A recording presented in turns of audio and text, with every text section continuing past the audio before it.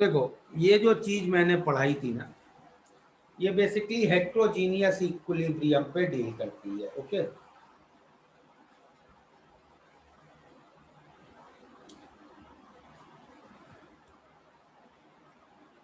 और heterogeneous equilibrium में भी एक स्पेशल टाइप के रिएक्शन को हम लोग लेते हैं। सपोज हमारे पास एक ऐसा रिएक्शन है, ए solid goes to B solid plus 2H2O gas. ठीक है, यस सर। और इसका Kp सपोज हम लोगों को दिया है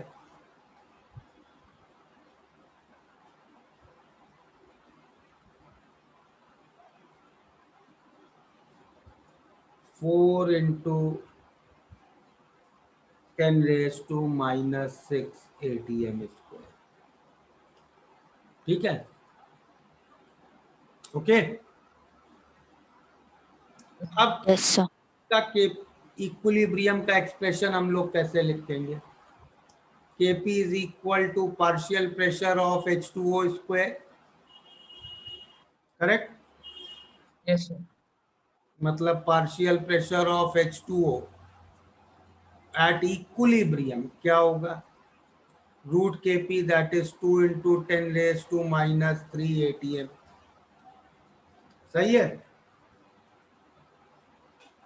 या हाँ या हाँ टॉप सर।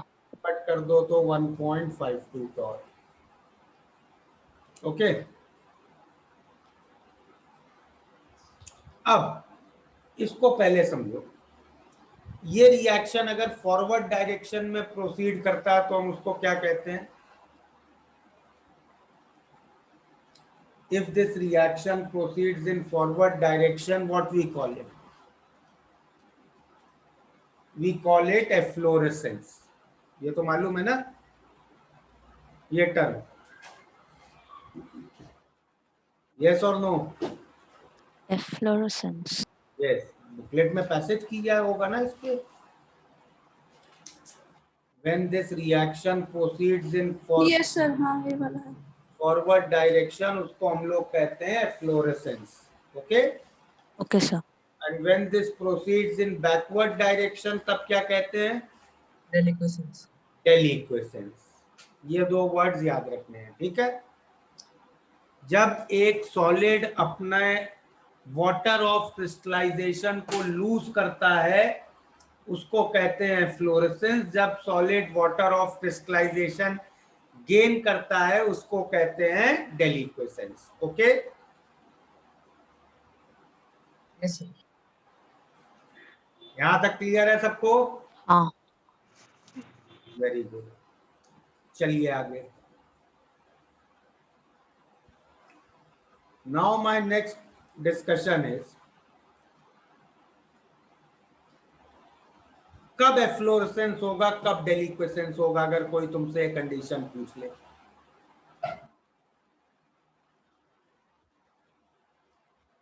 बताओ।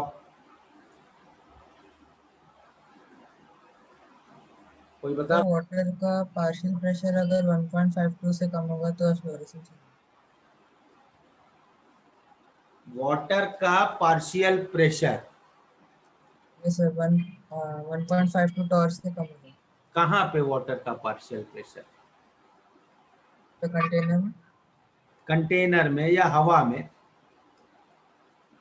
उस कंटेनर के अंदर जो एयर है उसमें अगर वाटर वेपर का पार्शियल प्रेशर 1.52 टॉर से कम होगा तो क्या होगा? एफ्लोरेसेंस होगा। ठीक है,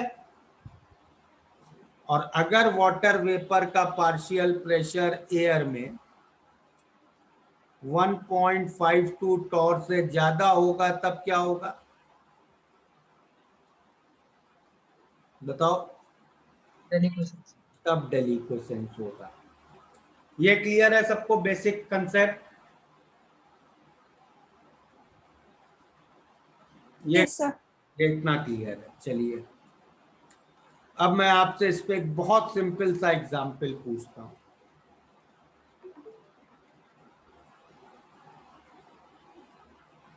क्वेश्चन 1, मेरे पास एक कंटेनर है, ठीक है। इसमें मैंने, चलो अच्छा ऐसे क्वेश्चन रुको, तुम्हें ये बताना है किसमें किसमें एफ्लोरेसेंस होगा, किसमें डेलिक्वेसेंस होगा, ठीक है।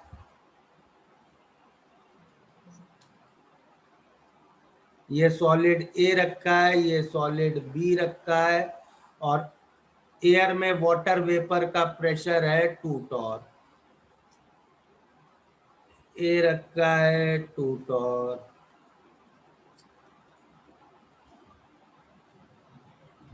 बी रखा है 2 टॉर,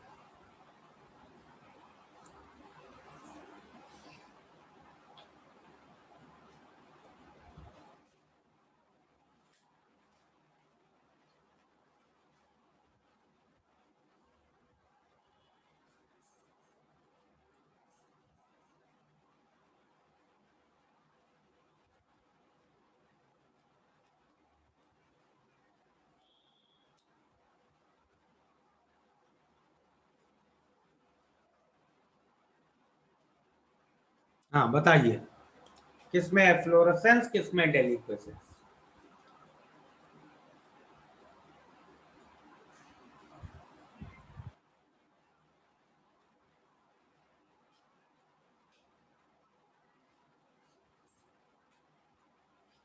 कोई बता रहा है? सर फर्स्ट वाले में डेलिक्वेसेंस होगी। फर्स्ट में डेलिक्वेसेंस, डेलिक्वेसेंस किसमें किसमें होगा? ए बी सी ऐसे करके जरा बता दो कोई। यार ये तो ओरल क्वेश्चन है,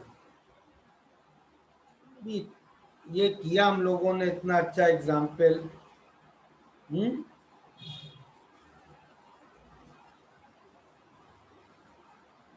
बताओ। ए और सी में बैकवर्ड डायरेक्शन होगा। बैकवर्ड डायरेक्शन मतलब डेलिक्वेसेंस, डेलिक्वेसेंस। और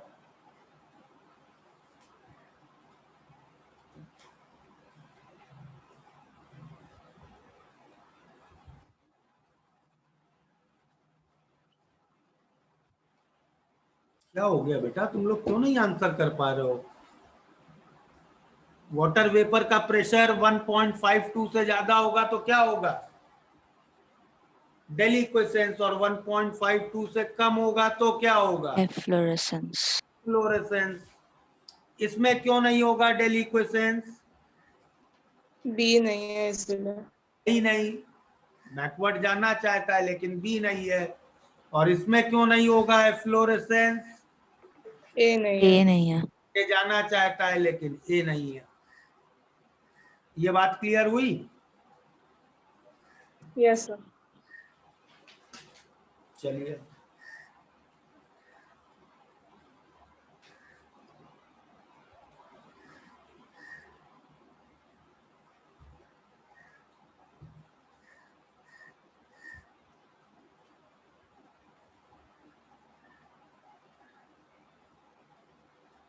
ये नोट हो गया है ना? सर एक मिनट। लो करो करो।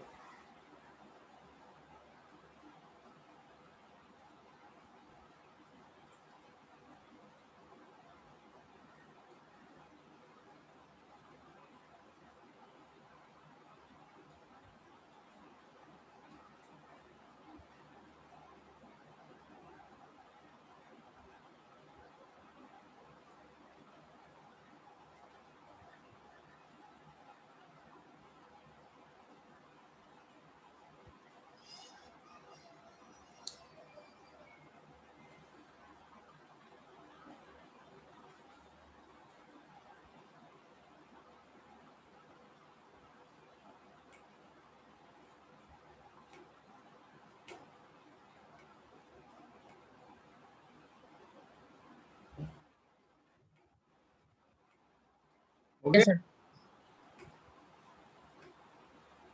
अब सपोज ऐसा ही मैं एक और क्वेश्चन आपको पूछता हूँ। मान लो ऐसा एक दो तुम्हें दिए हैं, ए सॉलिड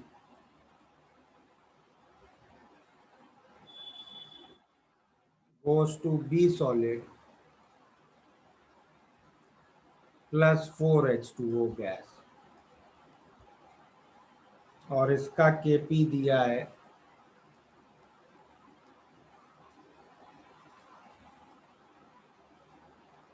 1.6 into 10⁻⁻11, और एक दूसरा रिएक्शन दिया है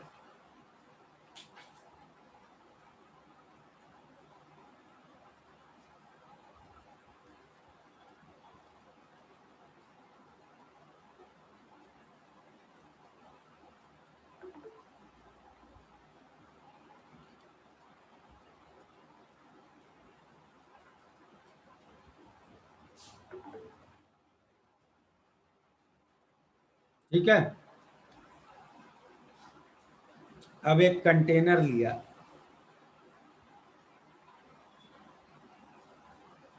जिसमें चारों सॉलिड्स रखे हैं,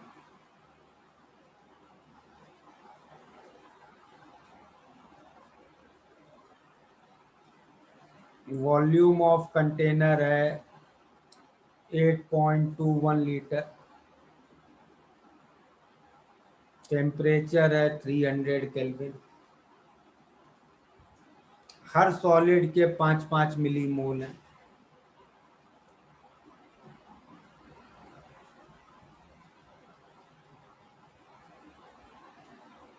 और saturation vapor pressure at 300 Kelvin is, let's say, 20 torr, और रिलेटिव ह्यूमिडिटी है 60%। ठीक है, इतनी इंफॉर्मेशन तुम्हें दी है। ओके, तुम्हें निकालना है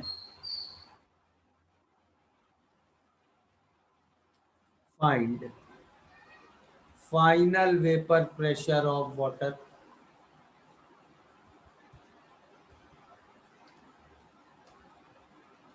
and final millimoles of each. ये प्रॉब्लम कराया था।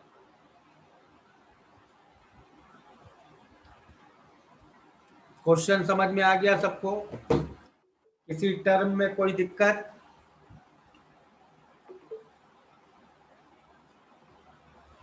रिलेटिव ह्यूमिडिटी क्या है, सबको मालूम है?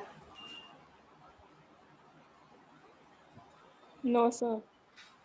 देखो, सैचुरेशन वेपर प्रेशर का मतलब होता है कि इस टेम्परेचर पे वाटर वेपर का मैक्सिमम वेपर प्रेशर कितना हो सकता है। ठीक है, और रिलेटिव ह्यूमिडिटी का मतलब होता है कि एक्चुअली इस समय मैक्सिमम का कितना परसेंट है। मतलब इस कंटेनर के अंदर जो एयर है उसमें वाटर वेपर का प्रेशर कितना होगा? 60% ऑफ 20। समझ में आई बात? Yes Yes, sir. sir. अब कर लोगे ये प्रॉब्लम? हाँ सर, टाइप। करोगे अटेम्प्ट? हाँ सर। Yes sir. करो।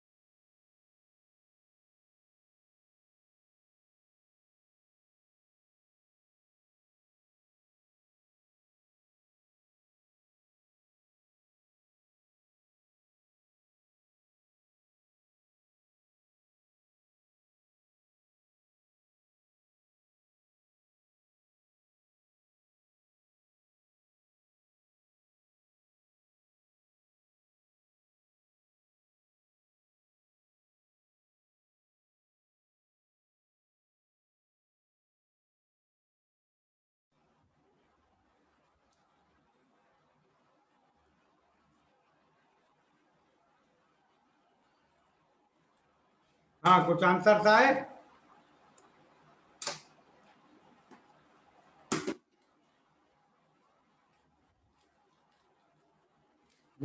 किसी को आया आंसर?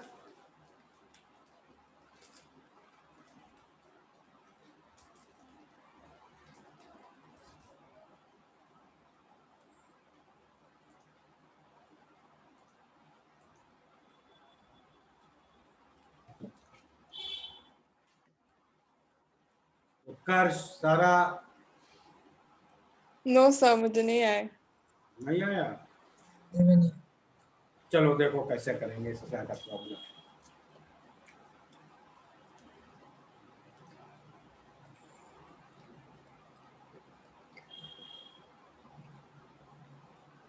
स्टार्टिंग में ए बी सी डी सबके कितने मिलीमोल्स हैं? 5 मिलीमोल्स। 5 सबके, 5 ईच। और वाटर वेपर का प्रेशर क्या है? 12। ठीक है। Yes sir. तो दोनों रिएक्शंस वाटर वेपर का प्रेशर कम करने की कोशिश करेंगे, करेक्ट? यस।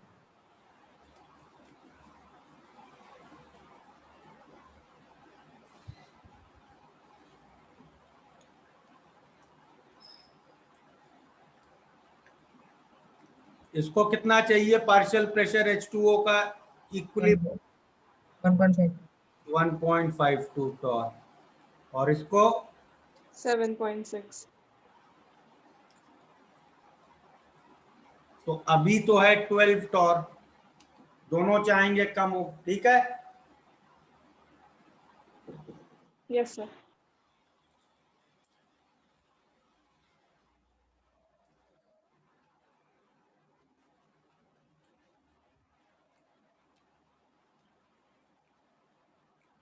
तो दोनों रिएक्शन पीछे जाएंगे, करेक्ट?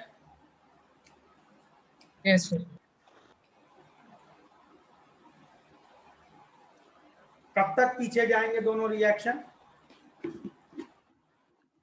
जब तक उनका इक्विलिब्रियम प्रेशर, पार्शियल प्रेशर नहीं होगा। भाई देखो, अब ये तो बात समझ में आ रही ना कि दोनों रिएक्शंस का इक्विलिब्रियम नहीं आ सकता है भाई। हाँ जी। प्रेशर तो 7.6 आएगा या 1.52 आएगा, दोनों तो नहीं आ सकता है ना। ये बात है। Yes sir. तो किसी एक का ही इक्विलिब्रियम आ सकता है। तो चलो हम लोग क्या करते हैं, पहले 12 से कम करके 7.6 तक लाते हैं, ठीक है? क्लियर? Yes sir. उसके लिए मान लो डी के एक्स मोल्स रिएक्ट होते हैं बी के वाई, तो इसके कितने बचेंगे? 5 माइनस एक्स। और इसके कितने बचेंगे? 5 माइनस वाई। ठीक है। और इनके हो गए 5 plus x, 5 plus y. Agreed? Yes yes sir. Sir. अच्छा, अब वाटर वेपर का प्रेशर 12 से 7.6 हुआ, मतलब 4.4 टॉर कम हुआ। मतलब कितने मिलीमोल्स वाटर वेपर कंज्यूम हो गया? इसको मैं एटीएम में कन्वर्ट कर लूं, P into V by R T. ये मोल्स हो गए। कितने मोल्स आ गए ये? हम्म,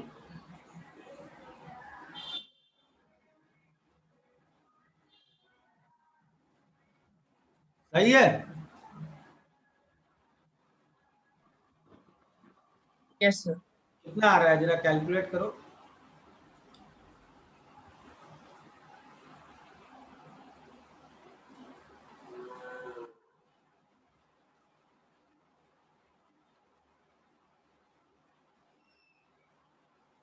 440/760 कितना? 0.57 आ रहा है।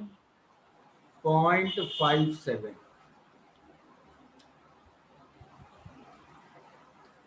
मोल्स हैं ये ना। मिली मोल में कर दूं तो 570। कुछ कैलकुलेशन में कहीं गलती तो नहीं की है? टी तो लिया ही नहीं ना, टी भी तो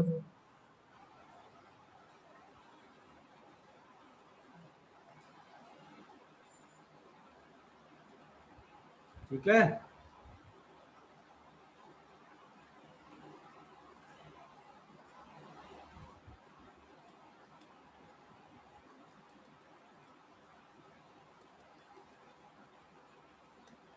वापस करनी पड़ेगी कैलकुलेशन।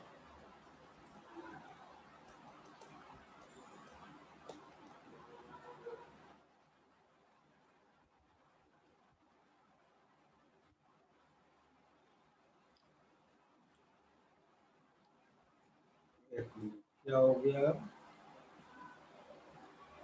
मिली मोल्स में लिखो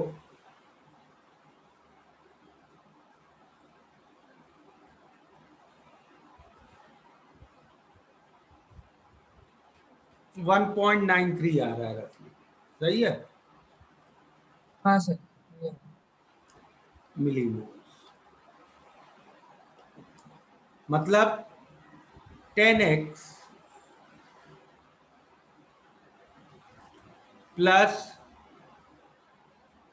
4y इज 1.93। इस पे एग्री कर रहे हो सब लोग इस इक्वेशन पे? भाई 1 मिलीमोल डी 10 मिलीमोल वाटर से रिएक्ट करेगा ना, यस सर। हाँ सर। तो x millimole D 10x millimole water से रिएक्ट करेगा। Similarly y millimole B 4y millimole water से रिएक्ट करेगा। ओके। Yes sir. अब इसके बाद क्या होगा? अब इसके बाद C और D तो इक्विलिब्रियम में आ गए। वो तो यही चाहेंगे कि वाटर वेपर का प्रेशर इतना ही रहे, करेक्ट। लेकिन A और B अभी भी इक्विलिब्रियम में नहीं आए हैं, तो A और B क्या चाहेंगे? वाटर वेपर का प्रेशर और कम करना। लेकिन B जैसे ही वाटर वेपर का प्रेशर कम करेगा, C बढ़ा देगा, करेक्ट। फर्स्ट रिएक्शन बैकवर्ड जाके वाटर वेपर का प्रेशर कम करने की कोशिश करेगा, तो सेकेंड रिएक्शन फॉरवर्ड चल के वाटर वेपर का प्रेशर बढ़ा देगा। यस और no? Yes sir. Yes sir. तो अब इन दोनों में लड़ाई होगी। पहला रिएक्शन बैकवर्ड चलता रहेगा और वाटर वेपर कंज्यूम करता रहेगा, और दूसरा रिएक्शन फॉरवर्ड चलता रहेगा और उतना ही वाटर वेपर बनाता रहेगा, और प्रेशर अभी भी 7.6 ही रहेगा। अब इन दोनों में लड़ाई जीतेगा कौन? भाई जो पहले खत्म हो गया वो हार गया, करेक्ट। Yes sir. हाँ। अब बी पूरा भी रिएक्ट कर ले तो कितने वाटर वेपर के मिलीमोल कंज्यूम कर सकता है? 5 माइनस वाई इंटू 4, सही है। और सी अगर पूरा आगे चला जाए तो वाटर वेपर के कितने मिलीमोल्स प्रोड्यूस कर सकता है? 50 प्लस 10x। अग्रीड? तो कौन जीतेगा बताओ? किसके पास कैपेसिटी ज्यादा है? सी। सर आप ये बीसी वाले इक्वेशन फिर से समझा सकते? मैं कह रहा हूं अब ये रिएक्शन पीछे जाके और वाटर वेपर कंज्यूम करना करेगा, करेक्ट। हाँ सर। Yes sir. लेकिन उससे वाटर वेपर का प्रेशर जैसे ही कम होगा, दूसरा रिएक्शन आगे जाके उतना ही वाटर वेपर बना देगा। हाँ करेक्ट। तो मैं अब ये देखना चाह रहा हूं इन दोनों में जीतेगा कौन। मैं देख रहा हूं पूरा बी अगर पीछे रिएक्ट हो गया तो इतने मिलीमोल वाटर वेपर कंज्यूम कर सकता है, यस सर। और पूरा सी आगे रिएक्ट हो गया तो इतने मिलीमोल वाटर वेपर प्रोड्यूस कर सकता है। हाँ सी ज्यादा प्रोड्यूस कर सकता है तो जीतेगा सी। तो अब फाइनली बी कितना हो जाएगा, 0। ए कितना बन गया, ठीक है। Yes, sir. अब सी को कितना रिएक्ट होना पड़ेगा, सी के उतने मिलीमोल रिएक्ट होने पड़ेंगे जित उन वाटर वेपर को कंज्यूम करने के लिए जो उन वाटर वेपर को प्रोड्यूस करने के लिए जो बी ने कंज्यूम कर लिए हैं, ठीक है। बी ने कितने मिलीमोल वाटर वेपर कंज्यूम कर लिया, 20 - 4y, करेक्ट। Yes sir. कितने मिलीमोल वाटर वेपर सी को बनाना पड़ेगा, हाँ तो कितने मिलीमोल सी यूज होंगे, दिस अपॉन 10, करेक्ट। Yes. इतने मिलीमोल सी यूज हो जाएगा। तो बचेगा कितना, देखो बचेगा 5 + x पहले से था, और उसमें से रुको साइड में कर लेते हैं कैलकुलेशन। 5 + x पहले से था और उसमें से चला गया 20 - 4y अपॉन 10, सही है। तो ये कितना हो गया, 50 - 20 + 10x + 4y अपॉन 10, सही है। 10x + 4y को तुम रख दो 1.93, तो ये हो गया 31.93 अपॉन 10। ये फाइनली बचा 3.193, तो ये कितना होगा 6.807। ये फाइनल आंसर से, ठीक है। समझ में आ गया। सर आपने लास्ट वाली इक्वेशन क्या लिखी? भाई इतने मिलीमोल सी यूज होगा, हाँ सर वो होगा। और इतना था 5 + x, हाँ उसमें से इतना रिएक्ट हो जाएगा तो बचेगा कितना, सब्ट्रैक्ट कर दिया 5 + x में से इस नंबर को। ओके, और वो 1.93।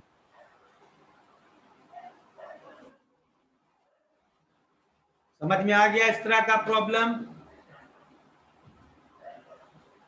Yes sir. और कोई डाउट है,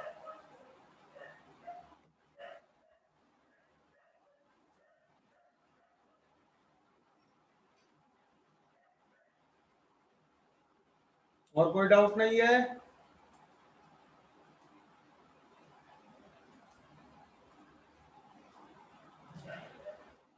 नहीं सर। चलो then we'll stop here, you all can leave। Thank you, sir. Thank you sir. Thank you, sir.